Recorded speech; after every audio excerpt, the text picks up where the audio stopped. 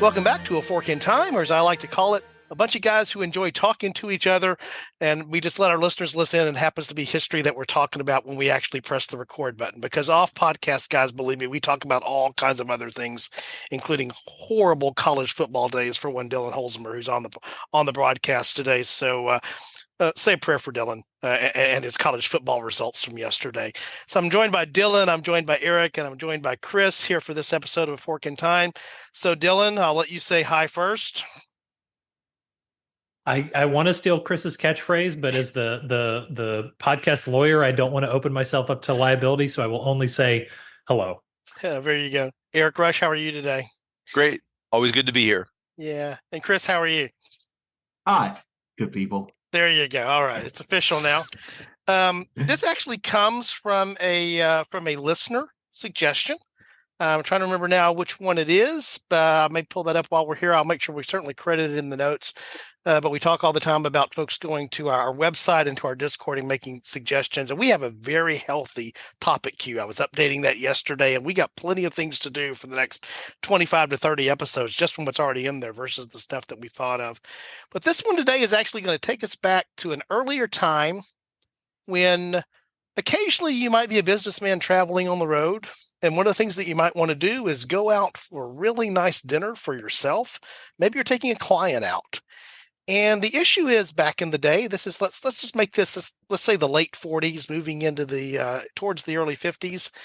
And there's this thing about nice restaurants and expensive meals and how they want them to be paid for. So at that time, if you're the businessman traveling on the road and you're going to be knowing that you're going out and taking a client out to dinner, and there might be drinks associated with this bill may run itself up pretty quick. What was your mode of payment as your default mode of payment during that particular time, guys? Cash money.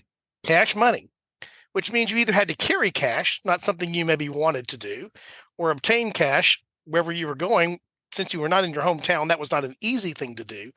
And so this thing came into existence called Diners Club. And the concept of Diners Club really became the first credit card that I think we would recognize in the form of being a credit card today. And it was a way to pay for those meals at the restaurant of your choice, and of course pay for them later because you had a piece of plastic that said you were part of the Diners Club and you were good for that. And so it alleviated this particular need to have cash for that larger expenditure. Now, I don't even know if Diners Club is in existence today. I just realized we didn't look that up before. It probably still exists, or it's been bought by somebody else. You may still be able to have the card out there with that name. My understanding, Don, is it was last acquired by Discover. That sounds correct to me. That's what I had in my head. And but for a period of time before we had the rise of the three biggies of my lifetime that I can think of, which were Bank AmeriCard, which eventually becomes Visa, MasterCard, and American Express. Before that, you had Diners Club, and then Sears and Discover get into the business as you move forward, and eventually we go forward from there. So what we're going to be talking about today, though, is a scenario where the rise of the credit card, virtual currency, the credit associated with the credit card, and then eventually leading down to debit cards and even down to cryptocurrency, takes a different timeline or a different path. And so that's what we're going to be talking about today, is an alternative timeline where we get to that earlier, and our assumption is if we get to that earlier, we get to that in different ways. And so we talked off podcast a number of ways to jump into this. And I think we came to the conclusion, I think, Eric, you're the one that threw this out. Diners Club comes into existence right around 1950-ish. Is that right? Yeah. I got the date there right? Well, there's some amount of lore here, but it's what the idea is. One of the co-founders of Diners Club was entertaining clients at a dinner in 1949, and forgot his wallet, left his wallet in another suit. And some of the accounts say that he asked his wife to bring his wallet, like she was there with him and she had to drive home and bring his wallet back. And then the other accounts say that that wasn't the case, and he convinced them to sign for it. He would sign a document, and that he would come back the next day and pay for it, and he did. But it got him thinking: is what if this was normal? Like what if Right. what is that if you forgot your cash in your wallet but you had your card, you had a means to pay that everybody agreed on. Wouldn't that be interesting? Wouldn't that be helpful? And so there's probably some apocrypha here, but somehow, some way, and his name escapes me, and I think you guys probably have his name at your fingertips, but his name escapes me. But the next Frank year, McNamara. McNamara, that's right, that's exactly right. So McNamara comes back the next year for Diners Club, and it's a brilliant idea. And he comes up, and it was the first instance that I can find where one card entity is able to be used at multiple merchants. Right, but because what you also you had retail cards that had come. You had into play retail as well. cards.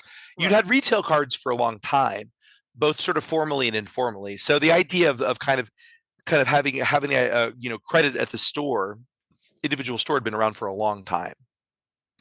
But I think the key concept was the idea of having one entity that would pay multiple merchants, and you paid that entity. And depending on how you paid them, that could have been plus or minus some amount, or plus some amount of interest. Right. So we talked a number of different ways about how we may get to our alternative here, and I think what we concluded as being an interesting one, and again, we always are looking for potentially plausible alternatives here. Dylan, you suggested further back than I would have thought in terms of what was there, but you actually suggested, wait a second, maybe there's a role for the government in this, right? Yeah. So and fortunately, it kind of makes sense. But the idea would be, instead of Diners Club being a, kind of a private concept that starts the credit card companies from sort of the free market end of things, only a few years before that, we kind of got out of a, giant military conflict. So the idea was, what if somehow the government came up with the idea of this sort of credit card system, or a progenitor of it, either as part of the sort of New Deal economic suite of programs or as part of the war effort? I think it would kind of be a combination of both, so that you in 42, 43, 44 have basically this early multi merchant credit card system. Because what you essentially, the way I'm envisioning is it's almost a component of the rationing system for the war, where it's issued to families that could then be used to pay at different merchants, because you can have government price controls for certain things that are rationed. And I also this is why we were just talking about, I didn't even talk about this before the podcast, but it would also present a way for military pay to be remitted to families outside of the war zone, in the event that soldiers wanted to do that. So the problem with why credit cards didn't get adopted until they did is because it took a large number of people being able to use these things and a large number of merchants being able to accept them for the idea to really take off. Well, if you have the government subsidizing all of that, it makes it a much more attractive proposition, because if a merchant's not worried that some, random Joe Schmo is going to be dining his clients and may or may not come back to pay for this, he's going to know that the government is going to come pay this debt if it ever comes to it. I think another interesting impetus to this could be to fight black marketeering. Yes. Yeah. Oh, that could be another one. That's Yeah. interesting. So keep everybody sort of in line with all the rationing, and so there's less possibility of fraud. That's a really good thought, Chris. Yeah. And the government getting involved in it or starting a version of it would also give you the logistical, bureaucratic, facilities that are going to be necessary to run a thing like this.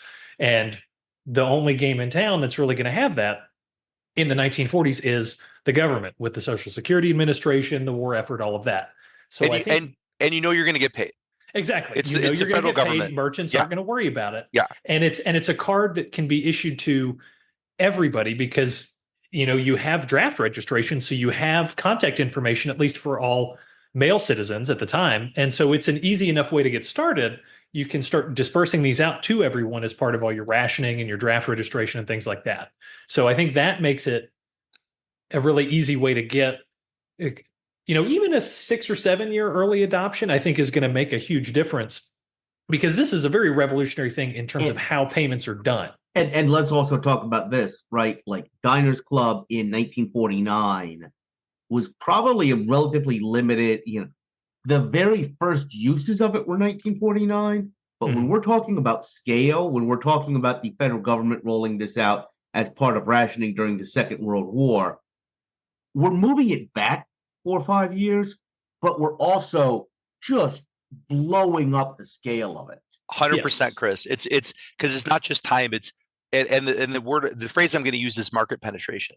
Yes. Mhm. And so market penetration of Diners Club, even fast forwarding to 1960.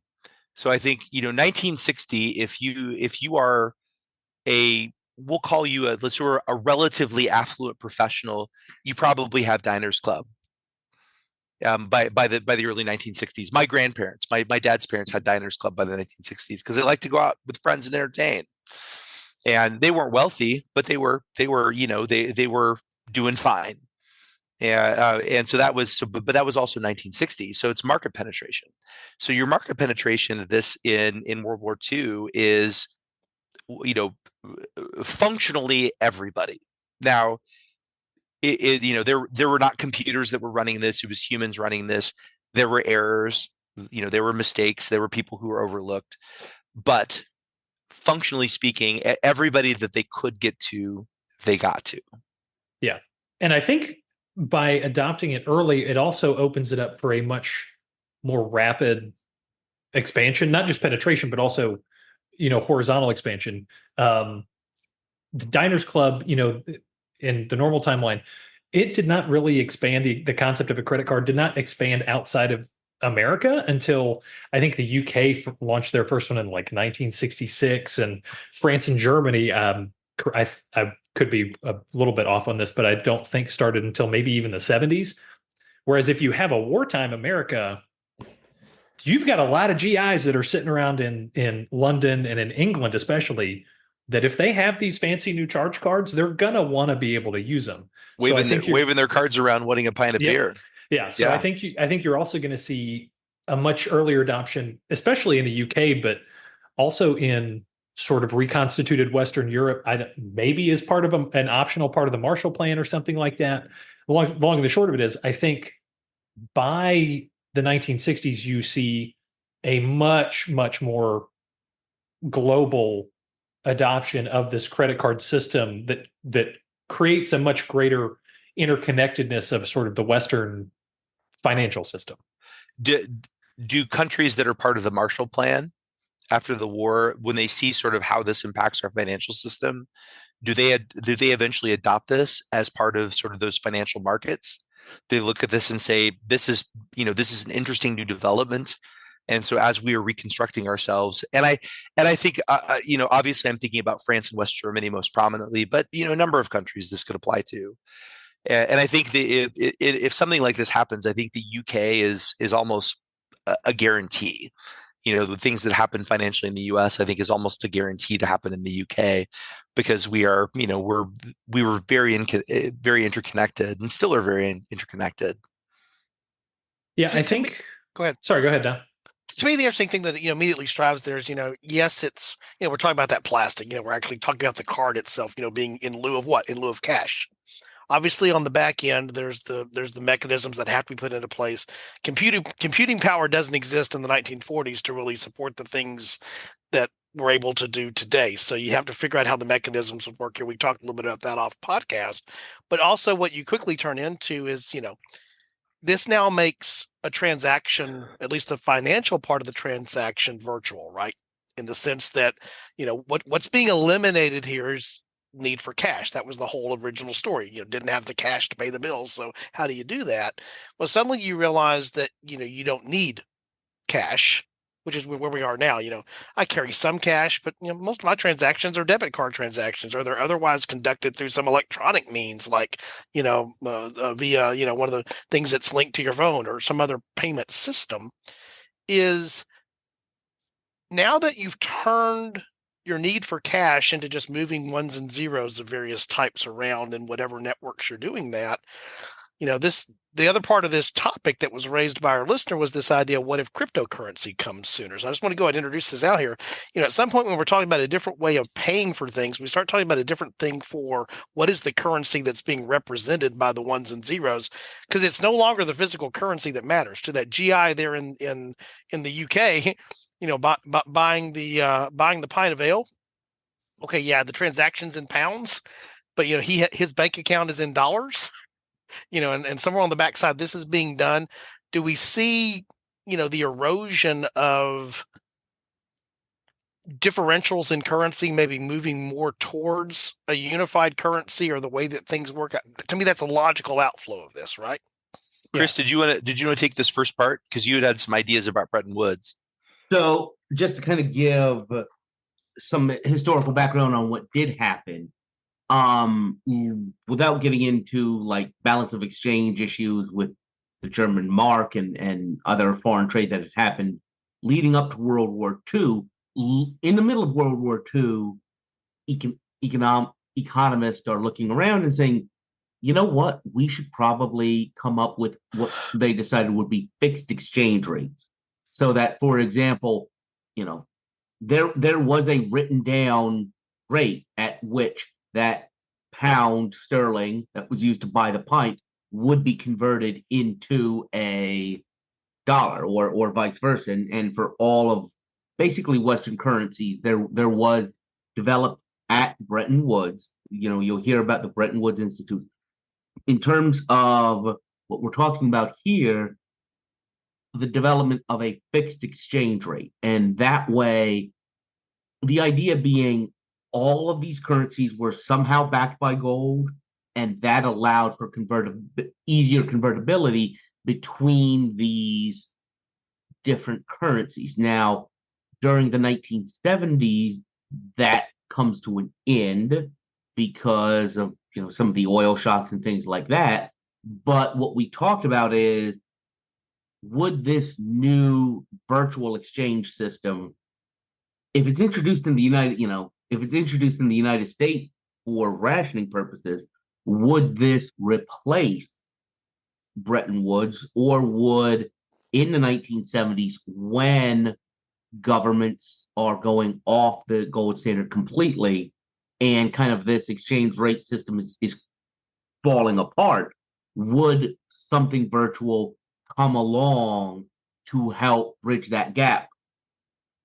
Yeah, no, I think all that's a really good point, Chris. And we talked a little bit off podcast about how some of the earlier adoption of sort of widespread credit and acceptance of credit in the 50s, 60s, and 70s, how would that impact the way that things like the Jamaica Accords happened? Dylan, you had some thoughts about that. Yeah, because the Jamaica Accords basically. So the Jamaica Accords were essentially the official nail in the coffin for Bretton Woods. It'd been gasping a slow death for like 8 years before that, but essentially the Jamaica Accords are what start the IMF, the International Monetary Fund, not the secret agency that Tom Cruise basically runs out of his basement. So the idea, I guess, would be that, as part of this foundation of the IMF, the International Monetary Fund, as a sort of, at least from the, Western, sense, a sort of international, bank, monetary agency, regulatory authority, because they're the ones that are going to have this sort of overarching regulatory authority infrastructure over multiple governments. It may be a little bit before they start pushing some kind of digital asset, but at least the ideas of a sort of, even if it's not a real in the sense that you can use it as a banknote, the idea of this sort of fictitious currency for the sake of sort of paring, the dollar versus the pound versus the franc and what have you, almost like an early version of a much more international euro, I think would be something that you could see. That's, like I said, just behind the scenes for banking purposes. It's like a $10,000 bill. It technically exists, but nobody has one. But that idea, I think, in the 1970s would be fairly easily palatable to people that are used to swiping, credit chits or whatever we're going to call them. And then because that foundation is then laid, you can start seeing, I think, in the 80s and sort of especially in the US and the economic boom that happens after kind of the malaise of the OPEC crisis, this idea of, oh, we've got all these fancy new computers, we've got all these fancy electronics. Let's try and make this money thing work the same way. So I think you would start seeing that, 7, 8 years earlier than the kind of 90s beginning of the computer revolution that we saw in our timeline. I'm just going to squeeze it in now because it's important that we give attribution where attribution is due. It was our on our Discord page, Dezel 1963 was the one who suggested this. So wanted to make sure I get that in there because wouldn't be talking about if it was there. And his concept there was just the transition from cash transactions to cashless transactions. And we've taken and we've blown out from that as to terms of how that might work otherwise. But to me, it's curious there because later what we find is the reason for needing for virtual. Virtual is not the problem of, hey, I'm at the restaurant and I don't want to carry a lot of cash around. Virtual is I need virtual for this thing called doing a transaction over the internet. Mm-hmm. Or virtual becomes I need virtual for this thing where I'm going to use my phone as a virtual wallet to at the convenience store, when I'm grabbing my coffee there really quick. You have to have ones and zeros represent the currency there just because you have to have it for the nature of how the transaction is going down. And so, to me, the curious thing here is I just looked something up.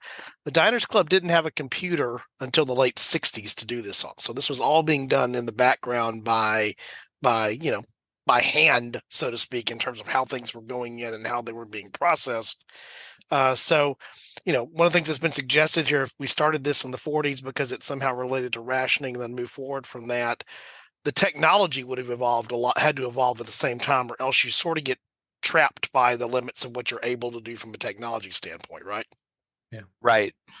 And when we were talking off podcast, and I think this is probably pretty accurate, is by the mid to late 1970s, there was enough computing power to do this amongst large actors, between governments, amongst large banks. And one of the other entities were the airlines, because that's where credit was used pretty significantly early on. So we could envision a time in which, things that have happened, after 1976, so say 1976 to 1980 or so, there was enough technology there to be able to run a digital currency amongst large actors at that point. One of the other things that we envision is that over the 1980s, as computing power increased and capacity increased, that it would eventually filter down further and further to the end user. And why is this important? Is this important to our version of the 1980s? Maybe not, but probably what this does is it probably commercializes the internet sooner. Because keeping in mind the internet, as most of us experienced it, well, most of us that were alive at this point, but as many of us, sorry, Dylan. So as many of us experienced it, is the internet really came online for us in sort of the early to mid 1990s. So for some people even later than that, but it existed since 1969. And so it's just a matter of how quickly does it pivot from being what is essentially a governmental, military, and scientific endeavor to being a commercial endeavor.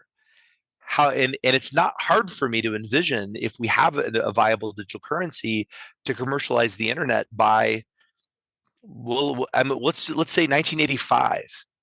I think we could easily start seeing some of the initial commercialization. It would have been niche at the start, but it would have been a head start on what we think about as being sort of the commercialization of the internet, which in our timeline happened really much more in the late 90s.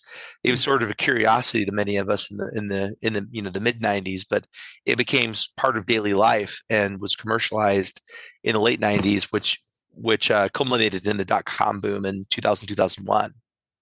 And I could easily envision a scenario along the lines, Eric, I agree with you there, where those major actors realizing that there now is this way to expand their reach because of what you could do commercially over this thing called the internet, even in its latent form. I could easily see somebody getting out there as the early adopter and essentially trying to do, if you will, the equivalent of cyber currency in the sense of instead of, having a mechanism for, doing dollars or this behind the scenes conversion currency that Dylan was referencing there, they would create a currency that you could, then buy into with whatever your real currency was. And then you traded with their virtual currency on the internet. I mean, essentially what for many people, Bitcoin has become. I convert my dollars to Bitcoin, then I use Bitcoin to buy stuff and do stuff. Why? In the case of Bitcoin, it's because I also want complete anonymity around that, which is one of the reasons that often happens. And the things that go with complete anonymity in the virtual sphere as well. But I could easily see, some earlier version of an Amazon or Jeff Bezos type or something like that gets out there and stakes the claim, and instead of minting Bitcoin, through the process of computing power and stuff like that, which is when I first became aware of it, were the people that were trying to mine it, not necessarily doing other stuff with it. I could easily see, there being some, I'm trying to think.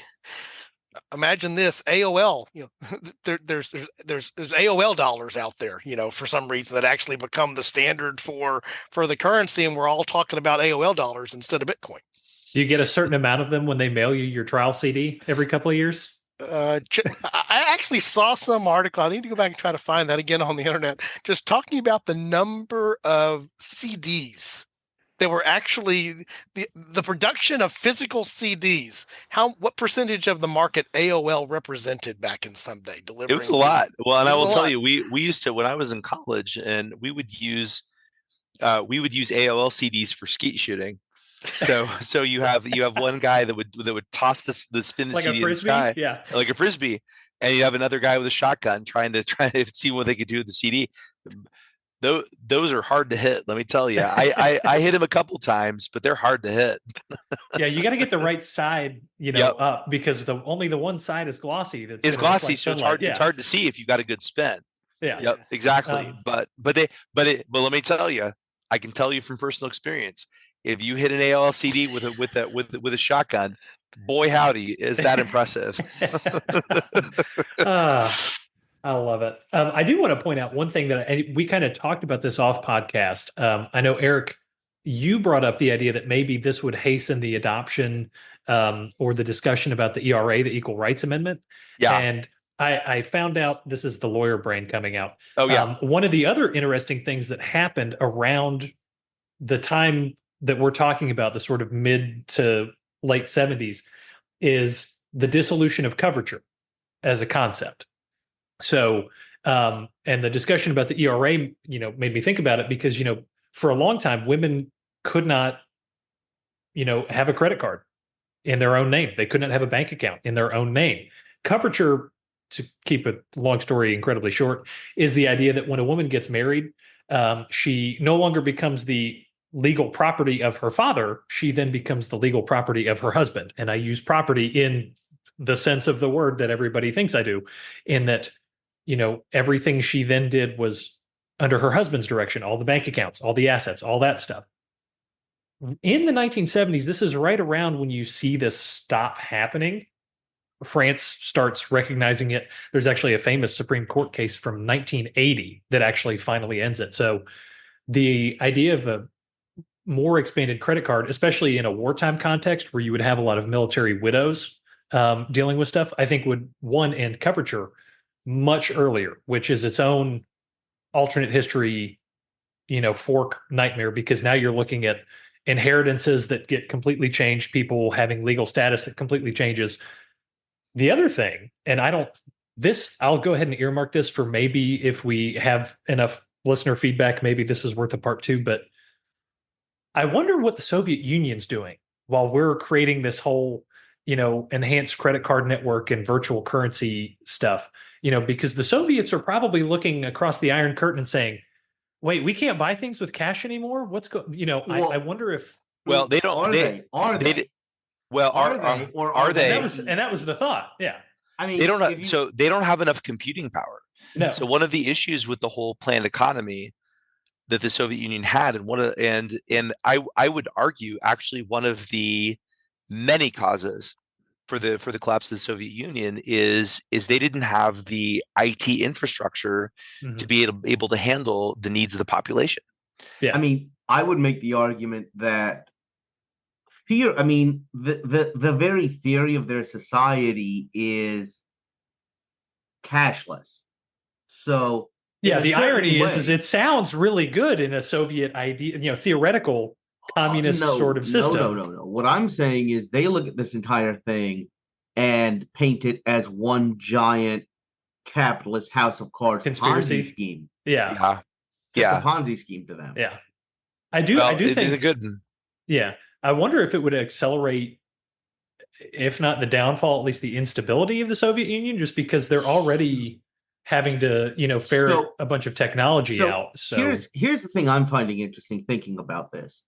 So right now, I'll give you an example. I have a local pizzeria, and they'll give you like a 3% off or whatever if you don't use your credit card. because it's the processing fee. Yeah. Yeah. Exactly. That's because all of this system was developed commercially, where they Yeah. want to wet their beak at every step in this process. If this is developed governmentally, You think the reverse might happen? is this I'm putting that out there, and I want to see what we think about this. Is this a value added tax? Is this what does this lead to? And by the way, what does this lead to in terms of thinking about the 1980s and the credit economy? Does having government involvement in this change the bubbles that we see? Yeah. Yes. So I think we become more used to a very managed credit system, and so some of the bubbles probably don't happen in the same way. Now, let's fast forward to the 1980s, and let's assume that just to kind of put this out there, those bubbles are exactly what the Soviet bloc says is coming. yeah, it is. That's exactly right. And so let's assume that we are more mature users of credit for whatever reason, and I don't know that this is really the right thing to do, because I think probably there would have been some political changes. But let's assume that politics writ large is essentially the same as it was in our timeline, for argument's sake. And when deregulation happens in the 1980s under Reagan, we would presume that some amount of deregulation still happens in the credit market. However, you are probably still starting with substantially more regulation to choose from. And so you will still have a more regulated market in the 80s and 90s than what we experienced. What does that have to do with future speculative bubbles? I don't know. I honestly don't know. I mean, Go does ahead, the Chris. government keep some of this level of control, or do we see kind of the repeal of, is this almost looked on as another Glass-Steagall like vestige of the New Deal that we need to get rid of, or is this kept, and what does that do? I think that probably becomes a political discussion. Yeah, I think you could. On the one hand, it would seem, especially in the Cold War and sort of like the Reaganite era, it would seem to smack of, this sort of socialist communist idea. But I can also see the exact opposite argument, in the sense that you could use it, a digital or a credit based, especially once you get electronic, system allows for a lot of reduction in government surplus, is the euphemism I'm going to use, especially with everybody's least favorite coin, the penny.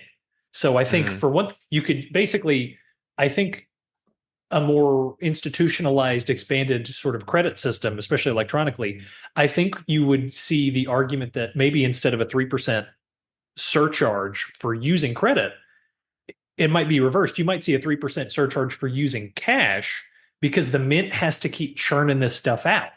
Paper bills, not so much, but especially with coins, because they have to get the raw metallurgical ore and the supplies and everything. I can kind of envision the mint being a political tool in terms of, do we need to keep issuing so much cash? I think the question of what cash looks like becomes a much more interesting discussion. And just to kind of get to something else, I feel like it's another.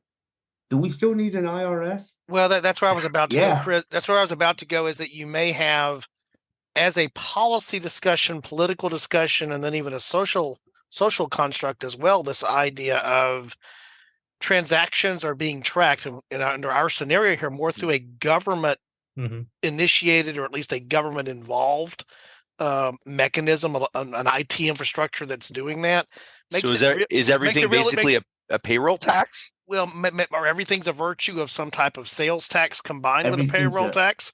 Everything's a sales tax because all of that's already passing through the government. So it's a combination of payroll tax and VAT, and even for people who are, and I'm just thinking for those of us who do consulting on the side, for those of us, if you get 1099, like is that already, the tax is already taken out? Well, look at it this way. What are you doing with that with the money once it enters your system? You're spending it. Yeah. You're spending it in using a government card. Right.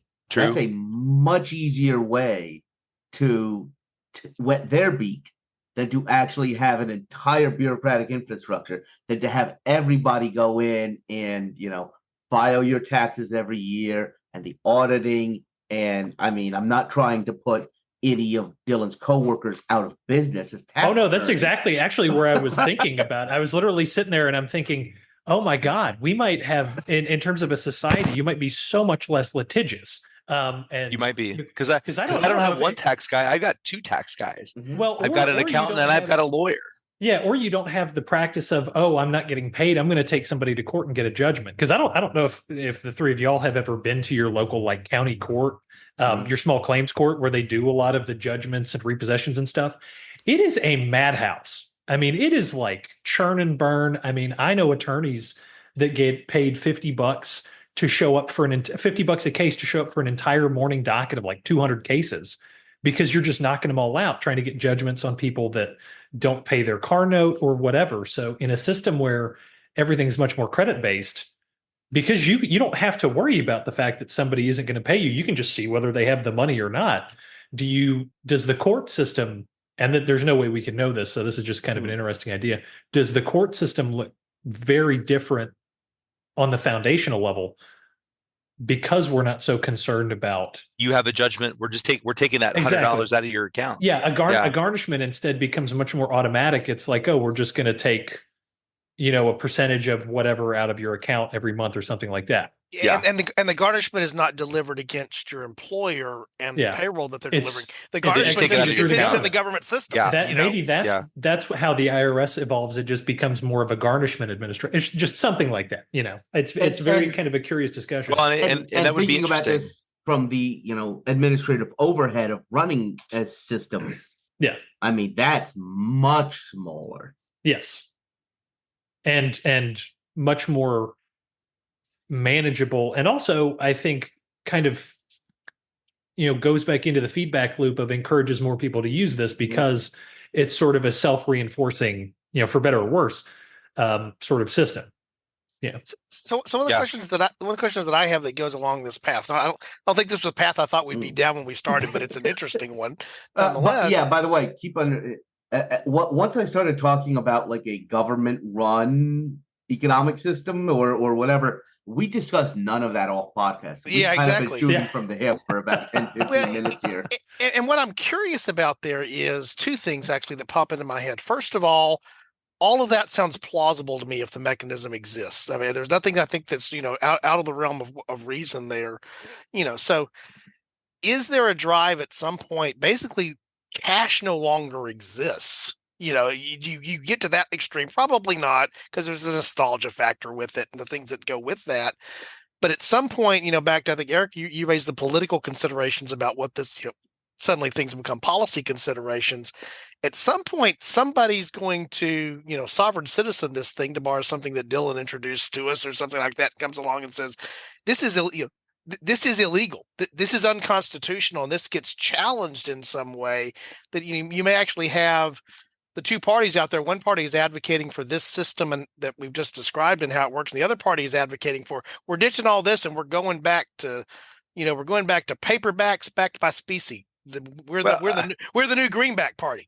And I think and there is probably going to be some of that, but I think we'll just say in the mainstream political discourse, I do think it's almost unavoidable that there's going to be more nuanced discussion about what is the role of the government within the banking system versus what should be part of the sort of laissez-faire economy.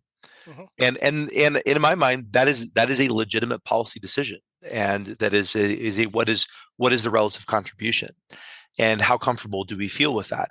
Because at the end of the day, the government is not running the banks or the financial system. The government is providing the framework for this, and is exerting oversight into this. So this is still very much a capitalist system. It is just one that is overseen much more intentionally and in a much more detailed manner by the government, which makes money laundering harder. I think that's a good thing. That was It makes the point I was going to get at. It makes tax evasion harder. It makes paying taxes easier. So like that's great. So like I look about this, like I consider how complex my taxes are at the moment.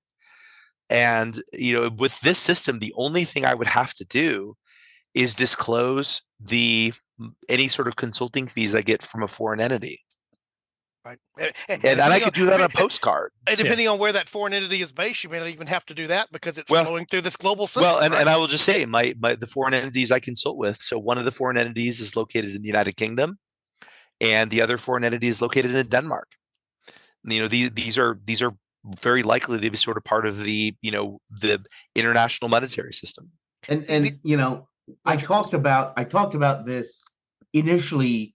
One of the advantages of this being to stop the black market during World War II of rationing. Now I'm envisioning it getting to the point that if you use anything larger than a $20 bill, somebody looks at you. Yeah. From a cultural perspective of why. Yeah. And what does that do to, what does that do to illicit narcotics trade? What does that do to all of these other things that human trafficking? It's interesting for us to think now, Bitcoin, Bitcoin is one of those places where you do see a lot of illicit economic transactions because it's not monitored governmentally. But if it is, you have the convenience with the no funny business. Yeah. Yeah. No, it's curious to me. I don't remember the conversation. This is one of those. I wish our listeners could have heard our off podcast conversation because it was good getting ready for this. Some of it, we still want to be a family podcast. Yeah, exactly. But somebody referenced the IMF, and that may have been, I don't know if that was on air or off air now, but not not what Tom Cruise is running out of his basement. But if you remember the original Mission Impossible, this is where this is going. Do you remember what the payment mechanism was in that, or one of the things there? It was bearer bonds with their coupons still intact. And the reason for that was something that could be a large financial sum that was essentially not registered to somebody, right? Because they were bearer bonds. Yeah, because it's whoever bears them has the value. You don't have to provide a receipt. Yeah. It was Bitcoin before Bitcoin existed, is my point. Yeah, that's a good point. In terms of what was there. And so, when you go down this path of how transactions take place, a lot of by the way, the criminal element is smart. They will figure out something at the end of the day. Yeah, we know that that's the case, but it becomes harder for them, and it becomes a little bit more like a lot of cyber things now. It's the who's ahead, who's behind in the cyber races, is what's going on there more and more. Then the other part that occurred to me really is when you look at real-time financial data, the types of things that should flow into like decisions by the Fed and things like that, most of that today, for example, how do they know how healthy the economy is? It's by the number of credit card transactions, by the number of transactions that are being reported through these entities. That's happening in real time. They can know week to week, during the Christmas season, for example, day to day, how that season is going along, because the mechanism by how that's being done now is tracked in such a way that they can do that. Before this came into being 40 years ago, you had a sense, but you didn't know. They know to the day now.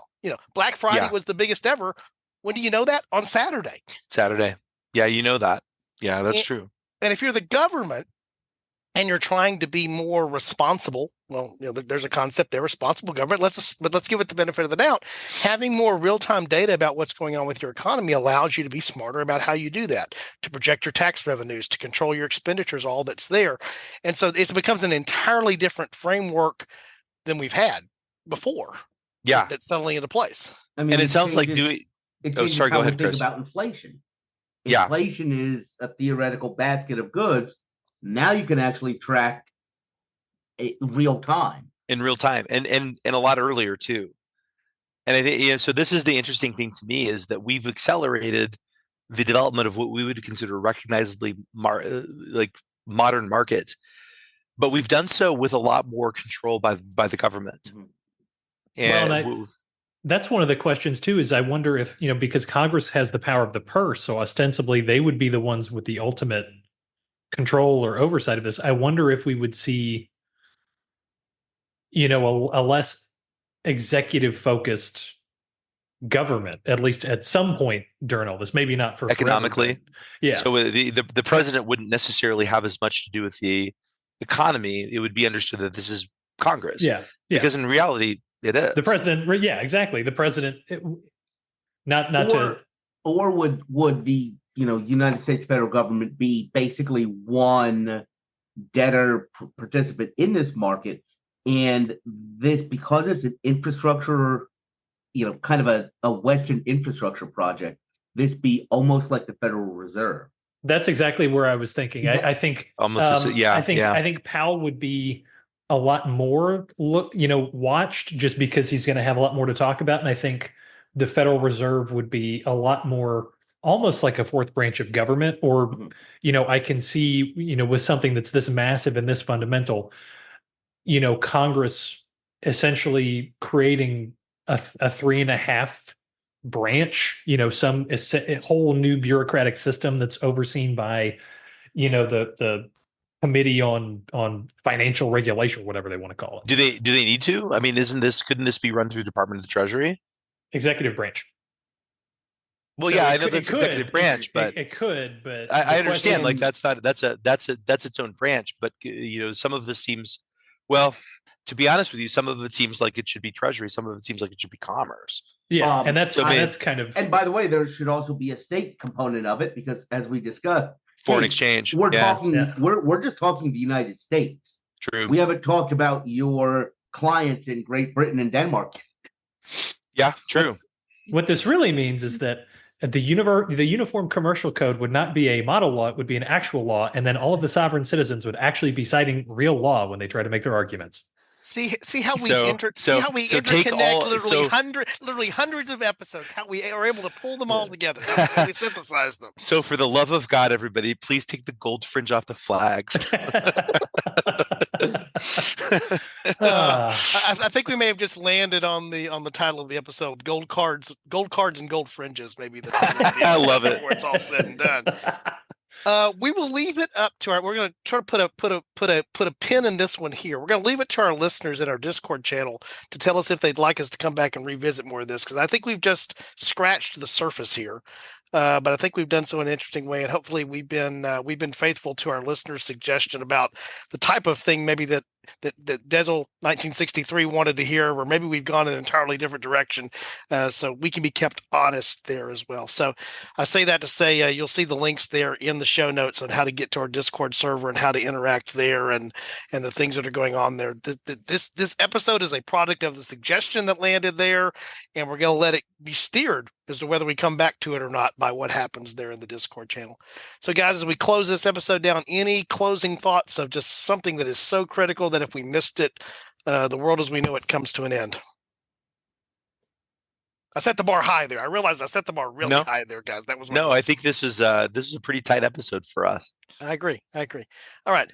So on Dylan and Chris's and Eric's behalf, this is Don signing off. Just reminding you, if you hit a fork in how you're going to pay for something, take it. Go gold. Go gold.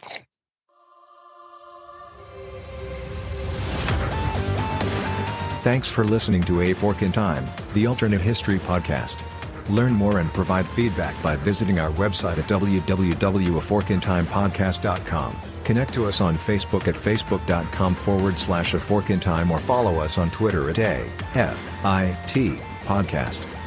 If you want to support the show financially, visit our Patreon page at patreon.com/A Fork in Time.